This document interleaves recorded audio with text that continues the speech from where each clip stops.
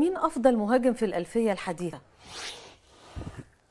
يعني الألفية الحديثة عشان بس أبقى فاهم يعني عشان السؤال ده يعني من السؤال ده يعني يصعب على هذا أمر أمثالي فهمه.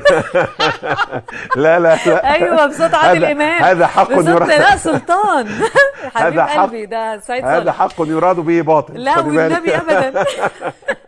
يعني من 2000 لحد دلوقتي مين أفضل راس حربة جه في تاريخ الكورة؟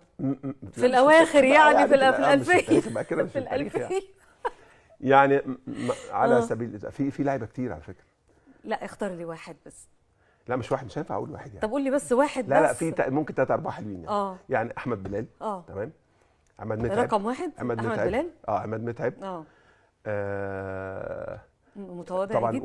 وميدو وعمرو زكي يعني. بس طبعاً. على رأسهم يأتي في المقدمة من وجهة نظري يعني احمد بلال. يعني دون فخر. أيوة. ومن غير ايجو احمد بلال انا بشوف نفسي رقم واحد بكل تواضع يعني بكل تواضع احمد بلال. بص اللي اتفرج عليا كويس. أيوة. كويس.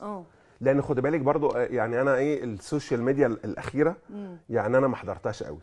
ففي ناس ما شافتنيش حلو كويس. لكن اللي اتفرج عليا كويس عارف القيمه بتاعت احمد بلال يعني. انا مش لازم اقول لفلان احسن مني عشان ابقى متواضع. لا مش لازمني التواضع. اسطوره. لا يعني ما يفرقش معايا ان انا اقلل من نفسي عشان الناس تقول عليا متواضع خالص. بالعكس يعني مش